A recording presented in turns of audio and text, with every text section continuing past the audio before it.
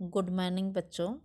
मैं डॉक्टर बबीता यादव, सह आचार्य भूगोल विभाग। आज मैं आपको बीए प्रथम वर्ष को राजस्थान के अपवाह तंत्र के बारे में जानकारी दूंगी।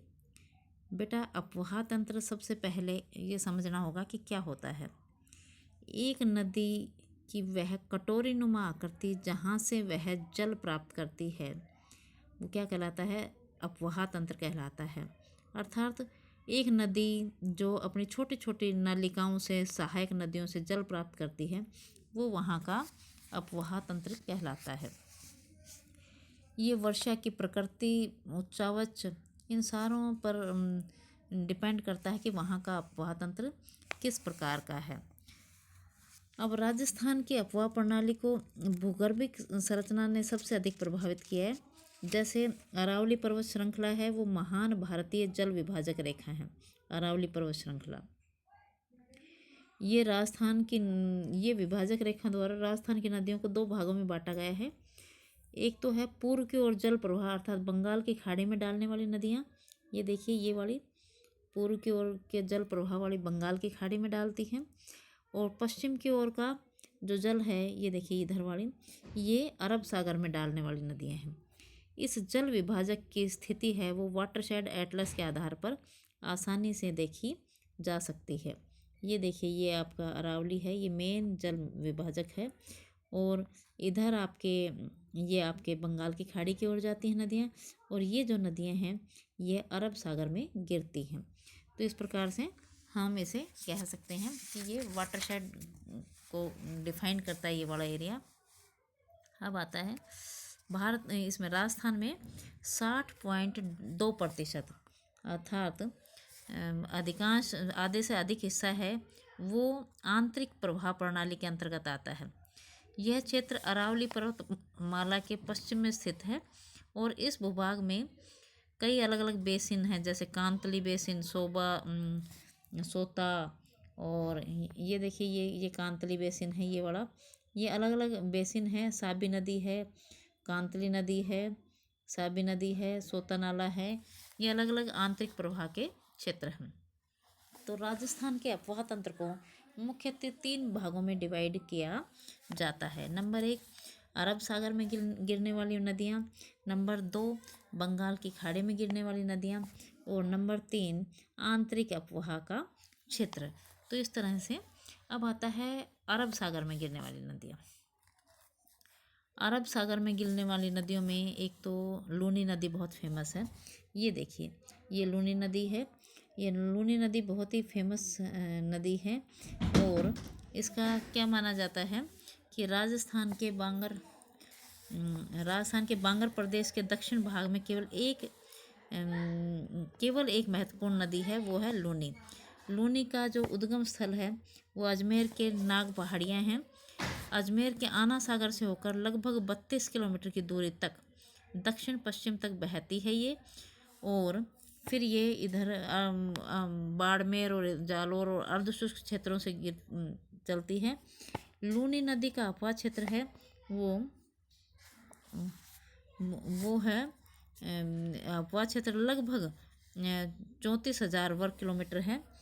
तो इस प्रकार से लूनी यहाँ की मरुस्थलीय प्रदेश की एकमात्र अरब सागर में गिरने वाली, पश्चिम की ओर बहने वाली एकमात्र नदी है। अब दूसरा आपके आता है, दूसरा जो अपवाह तंत्र है, इसके अतिरिक्त साबरमती है, सरस्वती और अंत नदियाँ हैं। इसके बाद माही नदी है। माही नदी इधर देखिए, माही नदी। अब ये माही नदी जो है, ये माही नदी है। अब ये माही नदी मध्य प्रदेश के अमरोरू या झाबुआ से निकलती है और ये खांडू के निकट, राजस्थान के दक्षिणी भागों में बांसवाड़ा के खांडू गांव के निकट प्रवेश करती है।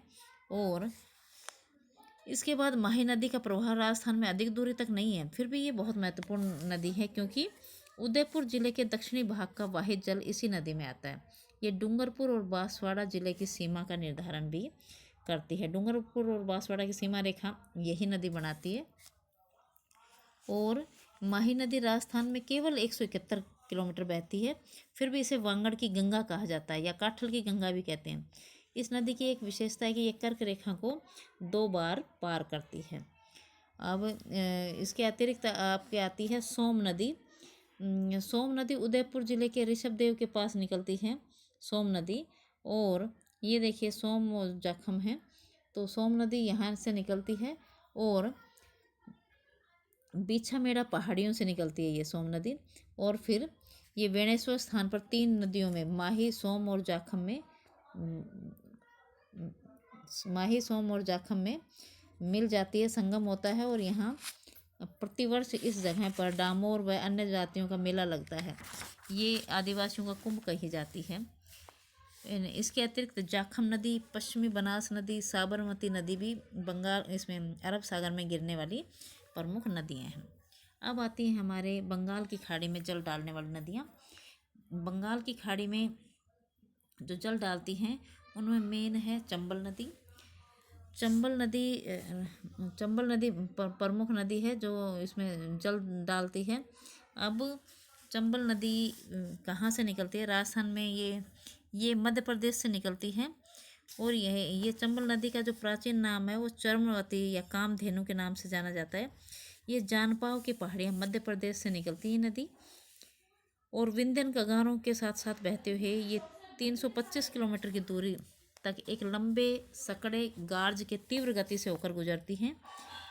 अपने स्रोत से 884 मीटर की ऊंचाई से ये 50 मीटर की ऊंचाई तक 84गढ़ के पास गिरती है।